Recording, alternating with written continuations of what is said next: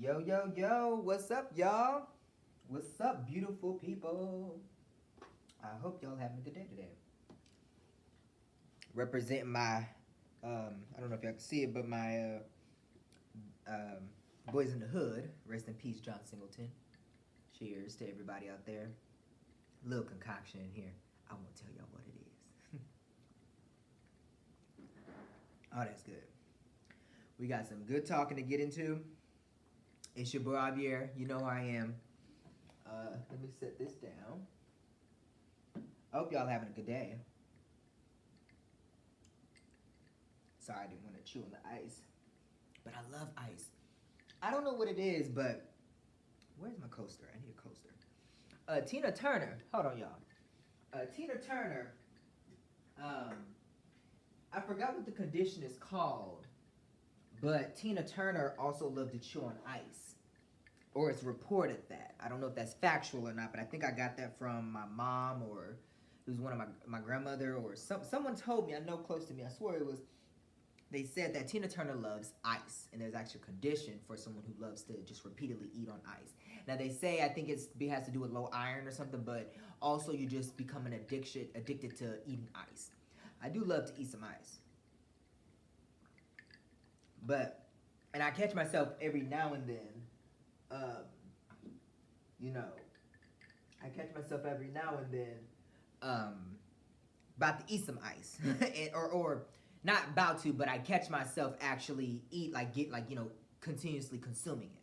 So there's that, but I don't think I have an addiction problem. I have an addiction. It was from a TV show. Don't worry about it. But like I said, I hope y'all having a good day. Let's get into some talk, shall we?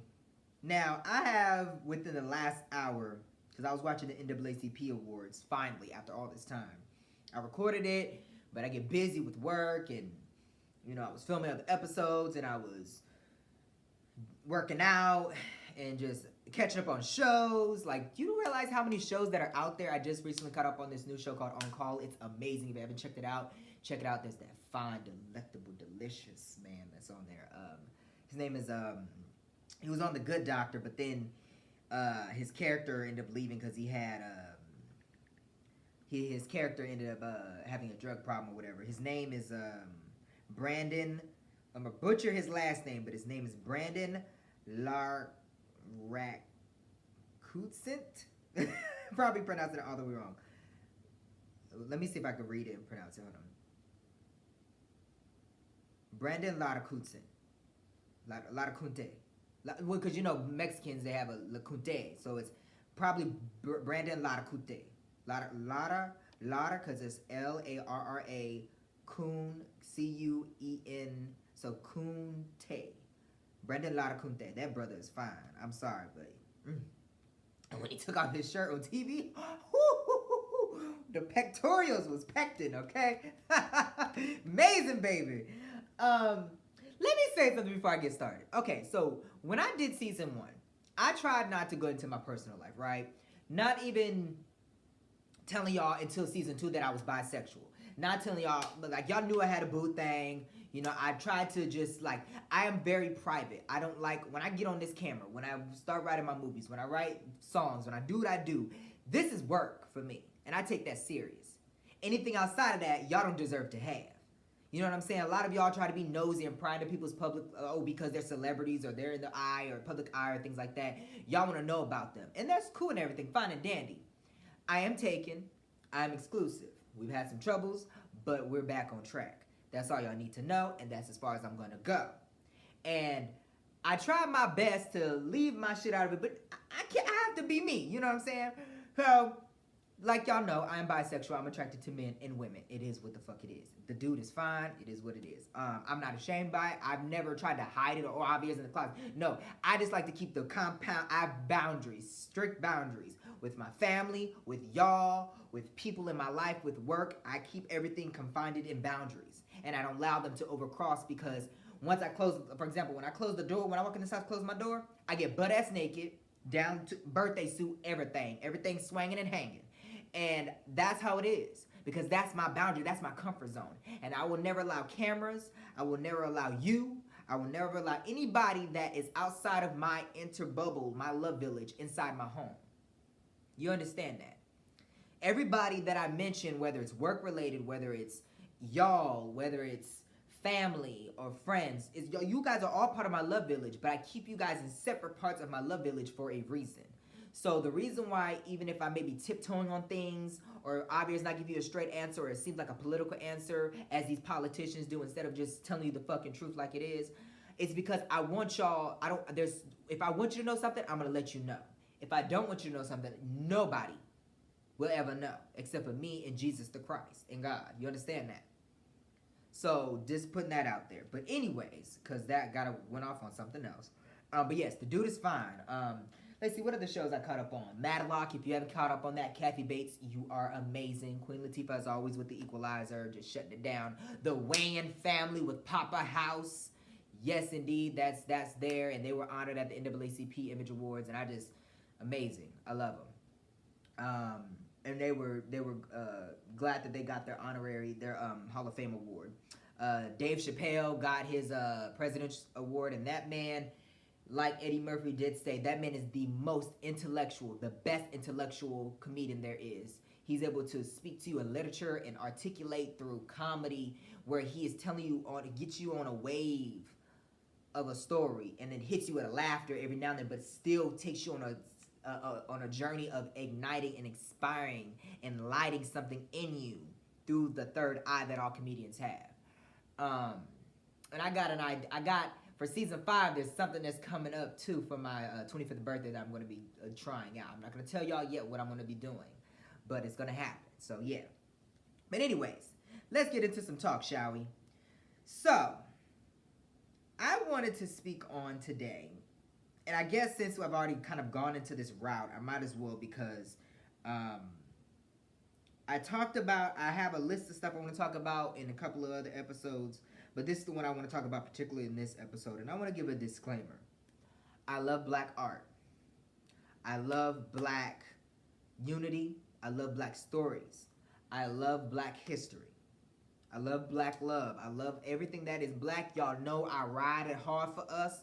Y'all know when you listen to every episode on this podcast, you know I am down for the black folk like never before. I'm one of the premiers on that. So I want y'all to hear me out with your hearts and your minds and listen to what I'm about to say. Because obviously you've seen the title of this episode. So what I'm telling y'all was inspired from the NAACP episode, a ceremony I just watched, along with other stuff. But I want to say this, and I'm going to say it just like this. I love watching white and Korean TV. Or Asian TV, I should say. I get exhausted from watching black TV sometimes. And let me tell you the reason why. Every time I turn on the TV, I see some of the same old stories being told, just with different characters, different stories. And not saying that this happens in the black art form, because it happens with white people all the fucking time. It happens with, you know what I'm saying? But I love seeing freshness and new, or just straight, plain old simple. And one of the bullet points I have here is this. And I'm going to read it because my mind was flowing, so forgive me if I have to chop and screw through reading it. But I put here, why does every black project have to have a black connotation of struggle to it? I love telling our stories because they need to be told. The black struggle needs to be told because there's a lot of things that were implanted on us. Fertilized into our enrichedness. And y'all know I've talked about this all the time on this show, of how we went from Africans to blacks, and there's a discord there, and how the both communities will never be the same because we were stripped from our native cultures, our native traditions, our native, everything. And we had to start fresh, which is the black culture, the culture. And that's why I even think I explained it on the episode where I talked about Haitians and African descent despising of black people in the black culture. But when it comes time to use our culture, when it comes to being brutalized or need to use the black card, I think I called it the black card or whatever. And I ended up talking about that. and I explained the dynamic in my mind of why I had a problem with it. And so, you know, I understand the importance of telling black stories, whether that's love, triumph, drama, comedy, pain, history. But does everything have to have a black, like a connotation to it of the black struggle? Let me give you an example. In horror, Get Out was a great film. Jordan Peele did his thing on that.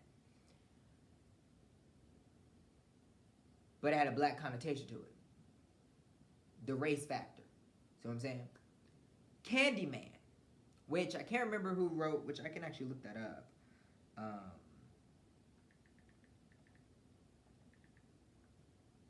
Candyman necessarily, I wouldn't say it was oh man, there's a lot. Let me see the original one. The original one. It was written by Bernard Rose and Clive Barker, and it was directed by Bernard Rose. Now, granted, I will say this, and let me because from what I caught was that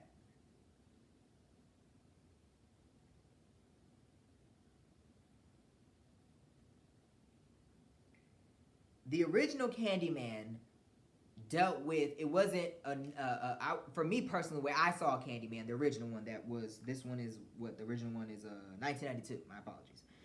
It didn't have the connotation to it, but the most recent one kind of did, because it did influence, which in the Candyman it kind of did too, the original one, where it influenced the impoverished community and things like that. And then the recent one that came out, what was that, 2000, I want to say it was 2019. Let me see if I can pull it up. Sorry, I should have been prepared. I know you'll be prepared. 2021, my apologies. It came out 2021. It was greatly depicted and told. However, it did tell the story of black versus white within the cops and the racial aspect. They had that in there.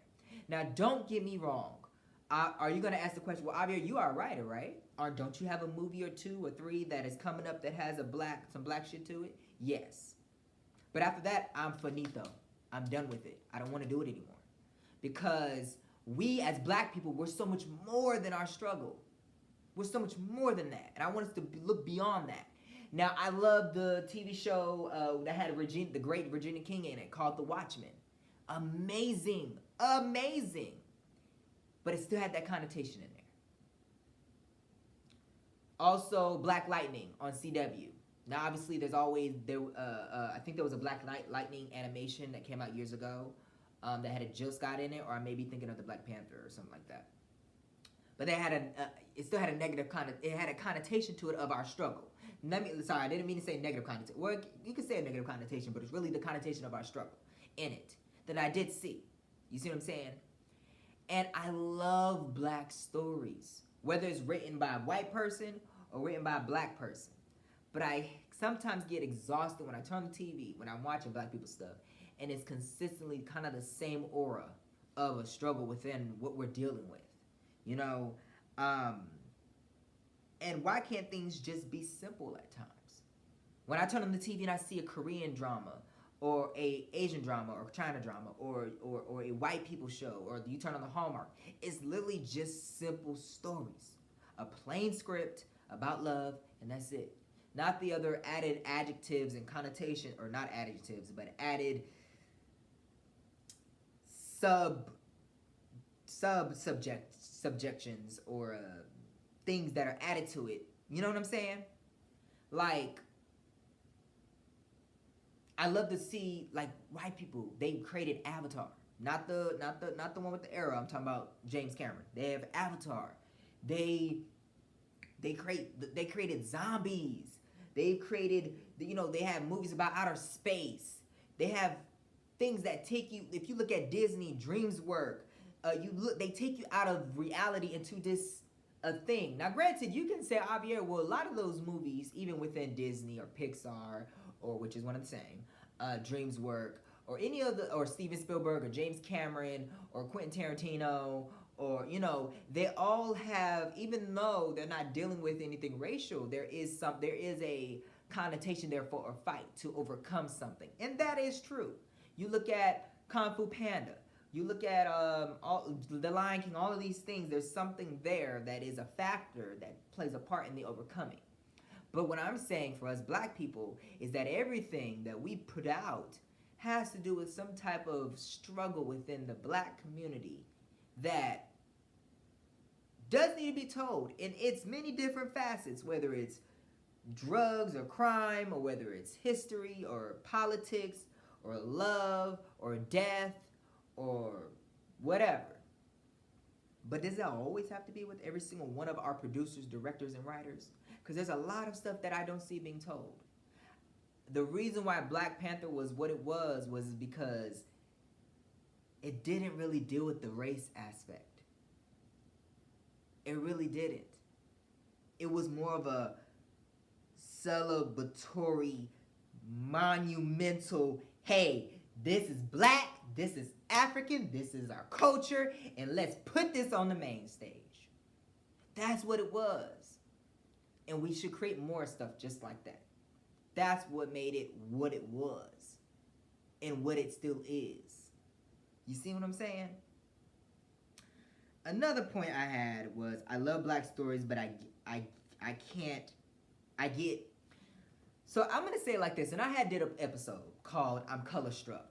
Why, y'all? And I talked about how I connect more with my level of attraction doesn't go beyond a pigmentation that's probably darker than me. Meaning, I fight for the brothers, no matter what skin tone complexion you are, especially if you are dark. Especially my sisters out there that are dark-skinned, especially if you are a big black woman. And y'all know I fight hard for them. I do. One moment.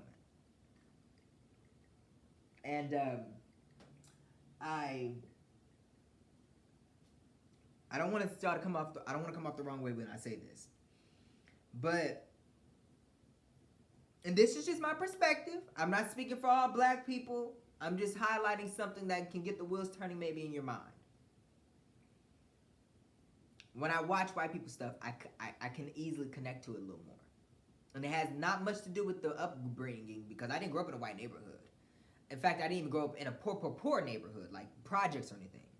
I would say the area I grew up in was, I'd say it was, from what I understood when I was born, a little bit before I was born, it was, I wouldn't say impoverished or poor, but there was gangs and stuff around. But once it started going into the 2000s era, gentrification, things started to kind of, take its place in course of the neighborhood. I don't want to say improving because white people started moving in, but it was, you know what I'm saying? Like, so, yeah, it started to make changes and improve. I'll just say that. So I didn't really grow up around a lot of violence, and I really didn't grow up in a black community like, Birmingham or Atlanta or South Side of Chicago or Compton or the Bronx, or, you know what I'm saying? Like those hard, not hardcore, but just enriched black communities where it's black, everything black, you know what I'm saying? And I appreciate that because it allowed me to look outside the confinements of my community.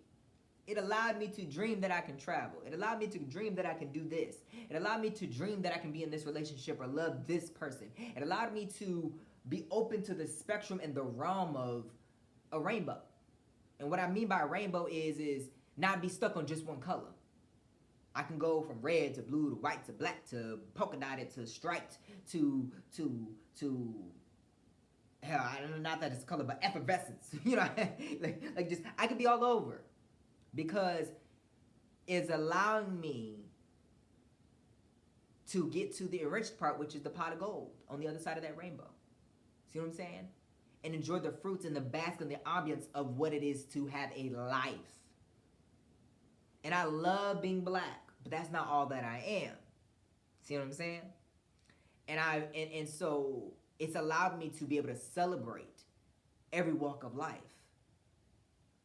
being able to not, and enjoy all different types of TV and see myself, even if it ain't my race, but see myself in that and say, hey, I want to create that.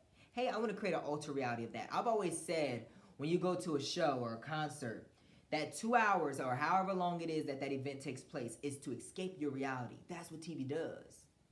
Even if it's relatable from reality, it's taking you from your reality into their reality. And I connect more with, when it comes to black men, and because I was trying to get on this, and I kind of went in a whole little woo, so I'm bringing it back. I connect a little bit more with when I look at my brothers on screen. There's a disconnect there, and maybe it's because I never had a black man that helped raise me. Really, I didn't have no men really raising me. I mean, I had my stepdad, I had Anthony, which technically he's like my older brother or uncle. No kin to me at all, but through blood. But sometimes you have your bloodline family, you have family that you create. And I had some guidance, but it was really from the black women that I had. So that's why I connect with black women so much, and why I probably talk about black women a lot on this show more than I do black men, because I never had a man or a black man, and then from what I've seen from black men, I despised of. And I'm going to tell you the reason why. There's this thing about, with a black man, you got to be rough, you got to be rough, you got to be tough, you do this. And I enjoyed watching them on screen. I enjoyed it. There was always a disconnect from what I seen when white men on TV, at least, and black men on TV, where it was not even just about how they were portrayed, but it was that with white men, you can cry. You can say I love you to your fellow brother, your fellow white man. You can kiss him on the cheeks as Italians do, or some kiss him on the lips or on the hands. You can emote and have emotion and break down. But with black men, you got to be a steel.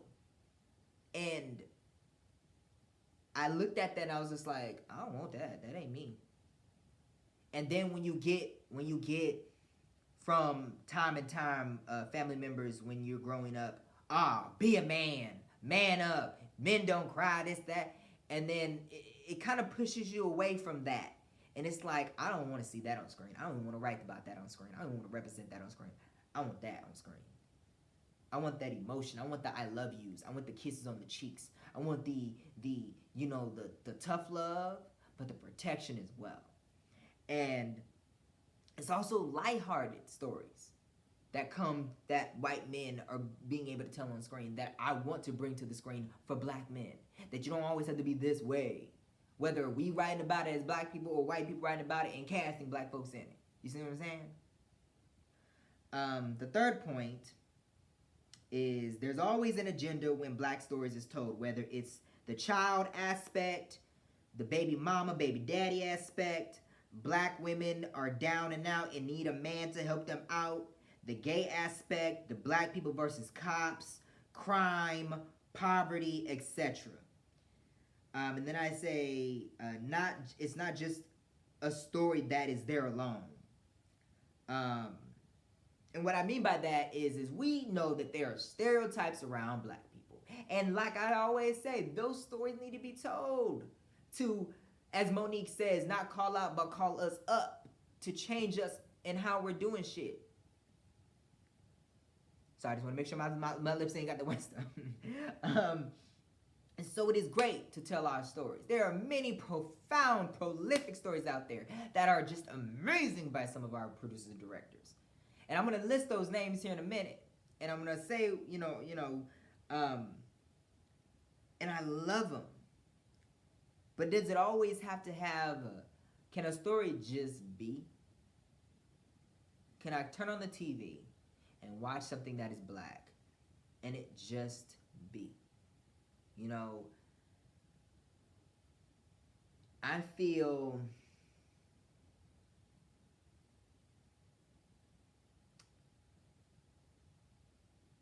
feel like, especially now, A lot of the, like, for example, love stories that are told are very stereotypical. Back then, in the 90s, The Best Man and Love and Basketball, and even a movie that Queen Latifah did called Last Holiday. Um, those type of movies where they just so happen to be black, they're there for the naked eye that anybody can watch and gravitate to. But there are some stories that I just can't understand why we always tell, where a black woman is down and out or in need of help or going through this, or she need a man, or this. There's always some, and so can there just be a story where it's simply told and they just so happen to be gay, or they just so happen to have a child, or they just so happen to I don't know. It is hard to explain, but I'm just throwing these things out there because for me it's an exhaustion, and why I then turn to watching a lot of white people shit. And let me tell you the reason why I love watching white people shit. Sometimes it is to break away from the black struggle and being reminded that I'm black, which is one of the points I did make on here. But it's also because white people, y'all entertain me. And I also get to help be reminded of that y'all fucked up just as much as us, if not worse. I love watching the documentaries on John Wayne Gacy and Cold Case Files and the ID Channel and Ted Bundy and who else is out there?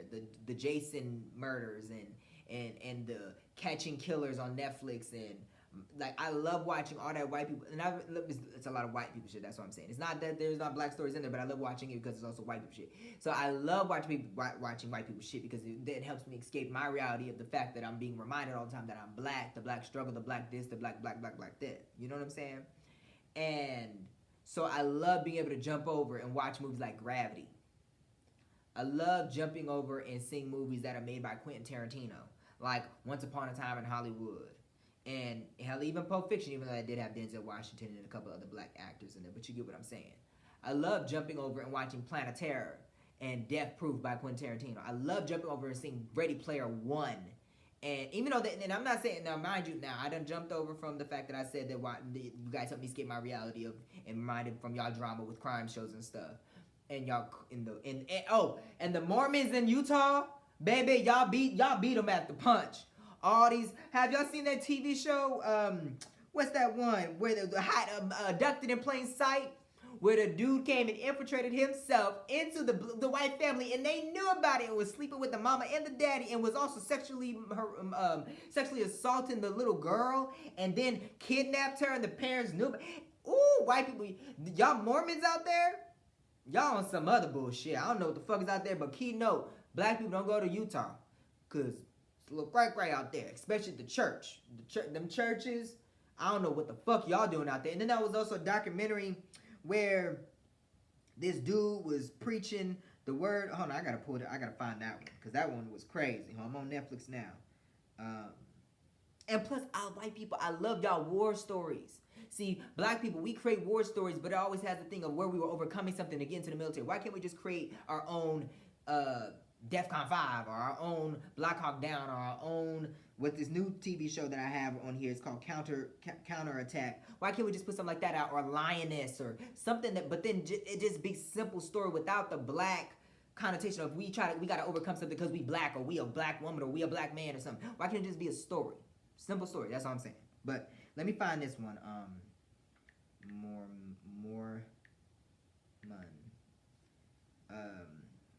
It was called, it's one TV show called The Murder Among the Mormons, and then there was another one that I recently watched that I need to rewatch. There's one called Sins of a Mother, but that I haven't finished that one up. I haven't started that one yet. But it's one that fudge, if I can find it. Fudge. It's not, is it How I Became a Cult Leader? No, it's not. It's, fuck. Fudge. I probably won't be able to find it on here. But needless to say, I say all that to say that they y'all tripping out there. But back to what I was saying, I love Ready Player One. I love Titanic. I love all these white people films because they don't have anything to it that's trying to push a narrative or push a cause. It's just there. And it really helps you escape your reality into someone else's reality. You know what I'm saying? But don't get it twisted, y'all. I don't want y'all to feel that I'm against black stories, because it is nice to have unsung stories like Hidden Figures, Shirley Chisholm, the 6th AAA Battalion, and then you got movies that ignite and tell the stories of black communities that they consider to be dangerous, and like Boys in the Hood, and then they inspire higher learning, Do the Right Thing, all these films. And then you got a movie like The Color Purple. What other movies out there? The Piano Lesson. There's so many big, great movies out there of our unsung heroes that are being told, and I'm dedicating one of my production companies to doing that. But at the same time, I also let that be. Let's also create other stuff. I guess that's what I'm saying. And a lot of people are gonna probably watch this like, Aubrey, why are you even talking about this? What's the point in this? What does this got to do with anything? For me, I want black creators to know it's okay to create something that doesn't have anything to do with the black cause, that doesn't have anything to do with our struggle, that doesn't have anything to do with what we've gone through in the past with slavery or Jim Crow or segregation or the police brutality or whatever it is. It's okay to have something that doesn't have, that's where there's art, where there's painting, sculpting, sketching, molding, claying, writing, producing, directing, singing, acting, whatever it is that is within art, because there's so many vast ways to do it. It does not have to come from a place where it has to, because it was inspired because of our struggle or this, that, and the third. That's okay, because we already got that with our food. We already got that with a mountainous of other things. You see what I'm saying? So I just want, that's the purpose for this episode, is because I want to inspire and tell creators out there, black creators, people that just so happen to be black, that hey, it's okay to create a movie or a song or whatever, and it has nothing to do with our struggle. There's a reason why Michael Jackson and Janet Jackson are who they are, because they didn't just create songs that or music out of activism or whatever. Thriller wasn't Thriller just because it had nothing to do with race. It was just something out there that created an alter reality. That's what Michael did. That's the same thing that Janet did, and that countless of other visionaries out there that are within music or within movies that are doing, and why their movies are so successful and they become a stampede moment in time. Because you can turn on that and it's a classic. There's a reason that Set It Off was what it was. Yes, it did have some boundaries it was pushing or trying to drive home with black women and, and struggle within the black community and things like that, with each of the stories that they told, from Frankie to Cleo to Stoney to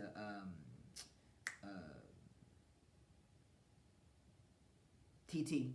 Sorry, I'm forgetting her name on the show, but Kimberly Elise played her. And they did that, so I would say that. At the same time, that movie was just simply what it was. About 4 black women robbing banks. It did have some connotation there, or some narratives it was driving home with. But at the same time, it was just simply that. Friday was what it was with the black community, was because even though it did have some stereotype shit in there, but it was just simply 2 dudes sitting on the stoop on Friday and spent the whole day on the porch. That's what made Friday what it was. You see what I'm saying?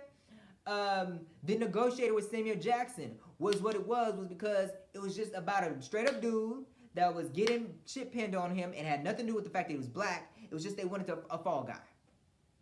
Boom. What other movies are out there?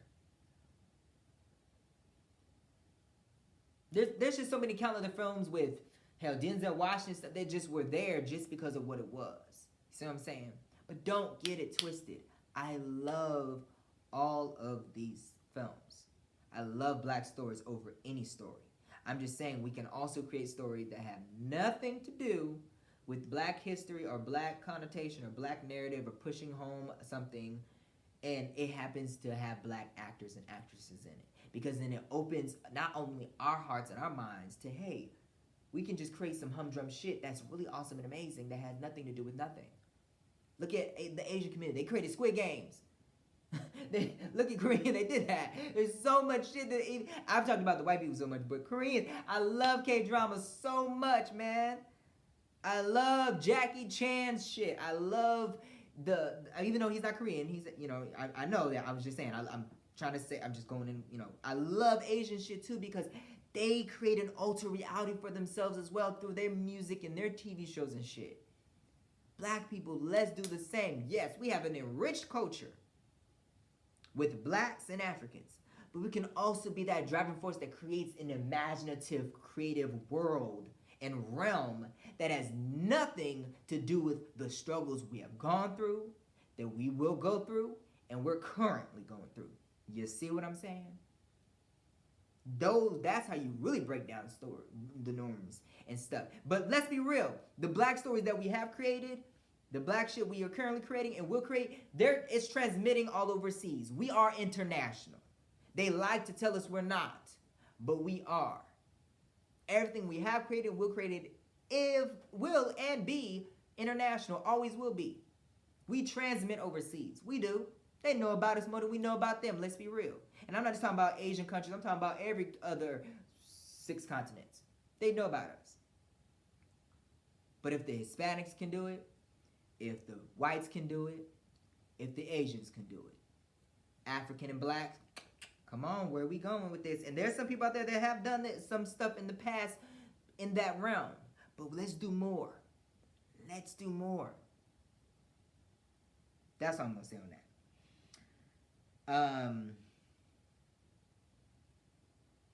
I did put in this an asterisk. I said there are stereotypes that black men have when it comes to each other. You can't call each other handsome, beautiful, or they have a bro code. It's stupid. I kind of touched on that. Don't really need to, fall in that lane anymore. I talked about how I love Hallmark and at one point and Lifetime on shit that Lifetime just do some pretty good stuff. It's nice and easy. There's no hidden agendas or anything there to it. It's just what it is.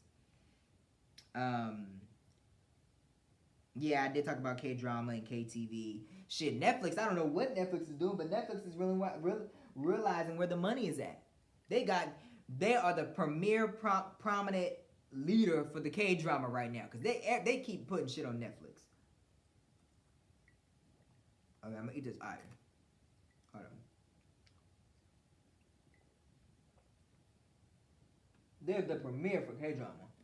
I don't know what it is, but they love I love it though. Like EXO Kitty, The Boys, to all the boys I've ever loved, to the countless other K-dramas out there. I love it. I love it. Y'all doing your thing. Squid Game? What? Squid Game, amazing. Taking childhood games and turning it into a horror a TV show. Now, granted, it is driving. There are some narratives in there. There's some connotations in there with poverty and people. That there's some stuff in there. I do get that, but I think it's overlooked because of how they were able to take kid games and turn it into something so horrific and violent by attaching this connotation to it. And there's some but it's a universal thing. It's a universal struggle that they're showing. It's a universal ideology that they're showing where poor people will risk their lives for a glimpse of this money. And it has nothing to do with race. It has nothing. It's a universal thing. So that's what I'm saying is that let's create some universal shit, black people, that just so happens to have black people in it. We can do that. We can be, we have been relatable. We are relatable. We will be. But we can even be more relatable. See what I'm saying? That's all I'm saying. The work never stops. And the last thing I'm gonna touch on is when I write, like I said, when I have, because I have production companies, I have named for production companies, and I have kind of shown them on this, this podcast, and through licensing and things like that. I have a production company that would be specifically designed for Black stories only, telling stories that haven't been told or have been told, but in a different light, in a different way. Through music, TV, documentaries. That's what it would be. But I also have other production companies that will be obscured from that will have Black actors and Black actresses, but won't have that drive that narrative. It just so happens that there'll be Black acting in these movies. For example, I have a horror film. It has nothing to do with Blacks. It has nothing to do. And I'm not shunning or trying to criticize anybody that creates a horror film, comedy film, or anything that has to do with race or driving a narrative. But let's just be like the Wayans family. There's no negative connotation. There's no hidden agendas in there or any. I mean, you can see it from In Living Color and the countless other movies and TV shows that they have shown. But it's also about just pure comedy. When you look at Don't Be a Menace and White Chicks and the Wayans Bros TV show and even In Living Color and I'm Gonna Get You Sucker and The Low Down Dirty Shame, never was really about anything race. It was just about being funny, just simple, lighthearted. Let's be that. We have done like that and more. There's Steve, I've already said it, James Cameron, Steven Spielberg, Samuel Jackson's another one that has not just done this lane of storytelling, but also just a whole round. Denzel Washington, Quentin Tarantino, Queen Latifah, Angela Bassett, Ryan Murphy, creating movies that are from Disney, Pixar, DreamWorks, all that. You got freaking Toy Story, you got The Incredibles, you got Madagascar, you got Lion King, Beauty and the Beast, you got Lady and the Tramp, you got all these damn stories. Even one of the great movies also is Shark Tank. Nothing about race, had a Black man in it, Will Smith, but it was a great story. You see, like, let's create more shit like that. Let's create an imagination for our kids that's beyond just, oh my God, because the color of your skin. You see what I'm saying? And this kind of goes back to my Black History Month episode that I was talking about where it had Morgan Freeman in it. If all we think of ourselves as Black, that's all we're ever going to be. If that sounded kind of better in my head. Let me try to explain it where I'm thinking about it. If all we see is the confinements of Blackness, at least for me, that's all I'll ever see. And not just in struggle, but then I can't get out and try anything new, whether it's food, religion, love, history, anything. You see what I'm saying? But I'm open to everything. I'm open to it all. I want it all. So, so that's why I say for me, I can't be confined to just, I gotta write for Black people. I'm gonna write for white people. I'm gonna write for Hispanics. I'm gonna write for Asians. I'm gonna write for every culture, Indians. I'm gonna write for everybody on this earth. And I don't want to just predominantly tell Black stories. See what I'm saying? And I don't want to just tell stories that will be confined to connecting with each other as Black people, if that makes sense. It did sound better in my head, so I'm sure it may bowl over with y'all a little bit wrong, but I hope somebody out there is kind of trying to understand where I'm coming from with that. But I want to be able to just so happen to be a Black man telling a vast amount of stories. Predominantly, that may have a Black cast in it, but it doesn't mean that it's for Black people.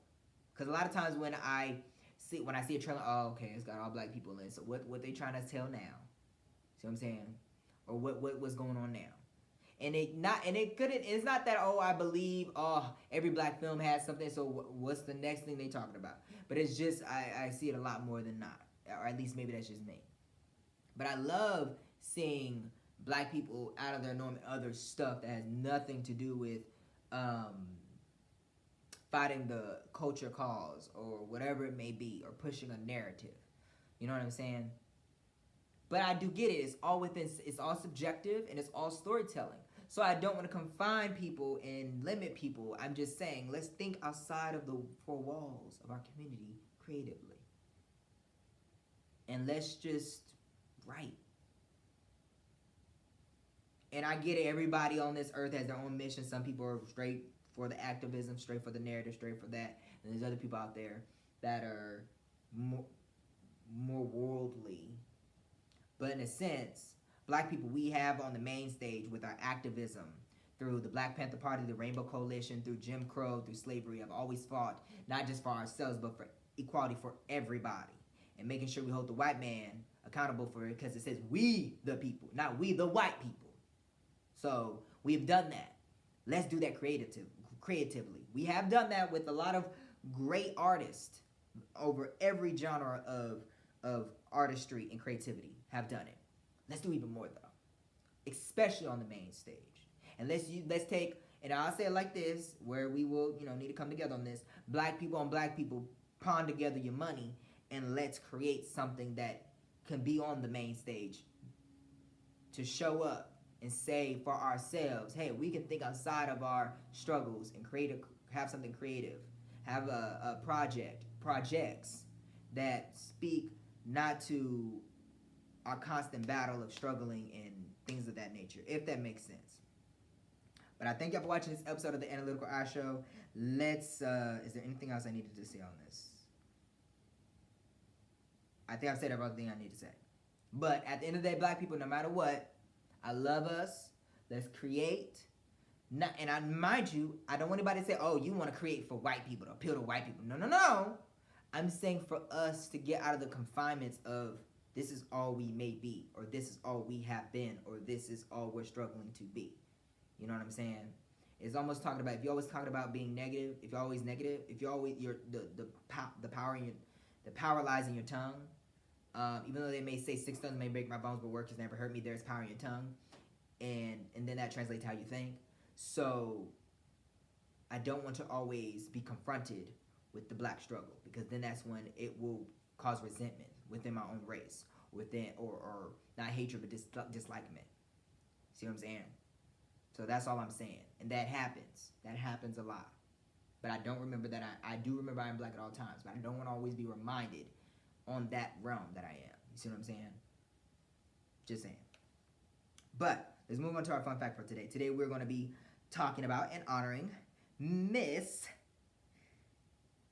Janet Demita Jo Jackson, the queen of pop. And Janet Jackson was born May 16, 1966, and of course she is still alive. She's not dead, thank God. In Gary, Indiana.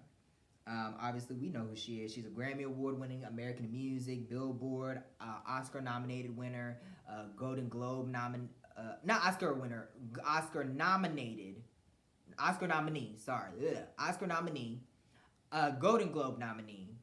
I think she even had, let me see it correctly, if she got, no, she did. I thought she did. I thought she got a nomination for an Emmy. But she has broken down the barrier and fought for LGBT rights. She's been a STD, HIV activist. She's been pushing racial and gender barriers since the beginning of time, or her life, I should say, not the beginning of time. She's also is a wonderful mother, and just a straight up driving force for black women, women of color, and people in general. And she holds the record. She has sold over 100 million records. Well, this is old. I've already known she's sold over 200. Sorry, so let me correct myself. She sold over 200 million records worldwide. She holds she holds the record still to this day that nobody's ever beat, that she outbeat her brother on, with the top 5 single hits in one album, where she had at first it was Michael Jackson with 6, but she came out and did 7 with her album Rhythm Nation, where she had Love Without You, All Right, Rhythm Nation, Come Back to Me, Escapade. Come on, I'll be here. I know this. Come on. I'm not going to look. I'm not going to look. Fuck. What's the other one? Miss You Much? What's the seventh out here? Seventh. I'm trying to think. So you got Rhythm Nation, you got Love Without You, All Right, Come Back to Me, Miss You Much, Escapade. What's the other one?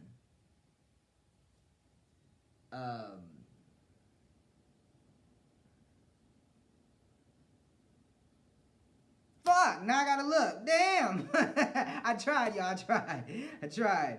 I know I'm gonna look it up and I'm like, what the fuck, Javier? You should know this. Rhythm Nation. I should know this. Come on. What is it? What song was I missing? What song was I missing? Oh God. No, show me the damn track. Show me the track list. Oh my God. Rhythm Nation. And I know you're looking at me like, Abby, you should know this. Come on now. Oh shit. My bad. Oh my God. Just pull up the track list. What the fuck? Damn. Come on. Damn. What? Really? Black Cat. I knew I was forgetting one. Damn. Technically, there was 8 singles. It was State of the World too, but Black Cat. So the 7 top singles were Miss You Much, Rhythm Nation, Escape, All Right, Come Back to Me, Black Cat, and Love Will Never Do, and State of the World. Oh my God. But the top 5 were those 7. State of the World wasn't, from what I remember. But just want to honor you, Janet Jackson. We thank you for everything you've done. She's a mama. She's an actress. She's a icon. Through her dancing, through her singing, through her music, everything she has touched has been an inspiration to us all and has furthered the charge. Coincidentally, in this episode, I'm talking about the charge for Black women, Black people, racial equality, gender equality, the whole 9 yards. So we just want to honor you, or I want to honor you, Janet Demita Dale Jackson, the queen of pop, undisputed. It is not for debate. Thank you so much for all that you've done for the Black community and for Black women and women all across the world, Janet. We still wait on that damn album. Where's Black Diamond at? I'm just gonna say that. All right, now you say you're gonna put it out in 2020. Okay, the pandemic happened. You done went on tour twice. You done had 2 basic Vegas residencies. Where is the album at, Janet? And the tour. I need an album and a tour, 2 in 1.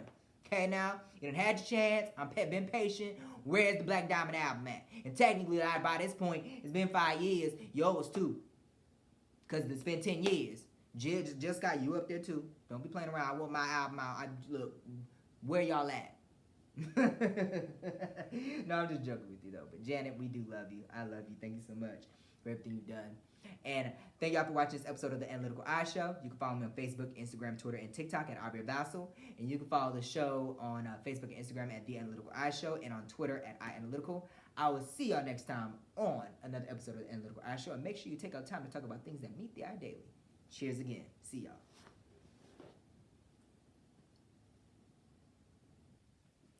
Hey y'all. I also wanted to also say something else in regards to this episode.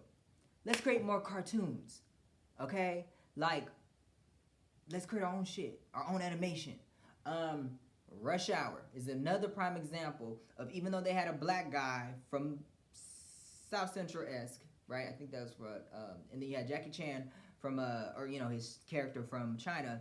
They came together and they just was fighting crime and had nothing to do, even though they did have their their racial moments and stuff, but it was within comedy. See what I'm saying?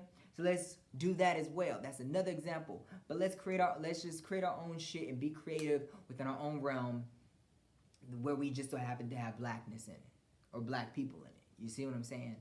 It doesn't have to always have that stereotype or that forced drive in there. You know what I'm saying? Another example that I was going to speak on was also All American. Great TV show. There's a lot of black narratives that were pushed in there, which is rightfully should be there. But I'm just saying that sometimes the exhaustion is there. being all constantly reminded that I'm black in America, rather than just being a person that just happens to be black in America. But I do understand that if I get too big for my britches, and a lot of times this happens with black folks, where they act like they're not black, and you got Candace Owens, you got Stacey Dash, you got what's that chick name, Omarosa, where then white people remind them that they black, and then they gotta come back, and then we gotta accept them back and forgive them and shit like that. Kanye West is out on that rum too. Once he gets his mind right, he'll probably try to come back too. So I understand. So I'm not sitting up here saying forget that you're black and step away from black people. I'm just saying create a lot more universal shit within just being full on blackness. You know what I'm saying? That's all I want to say on that. But because I just felt like I just wanted to touch base on that, because I was like, there's some other shit that was in my mind I wanted to say, and I just had to get that part out because I was a little, But I will see y'all next time on another episode of the Analytical Eye Show. And is there anything else I need to say before I pop off this camera again? I don't do anything. I don't think anything. In the words of Kimmy, one of my favorite chefs on social media, alright, bye. So I'm just joking. See y'all next time. Peace and love, y'all. The Analytical Eye Show is presented by Analytical Eye Productions, a AAVR company.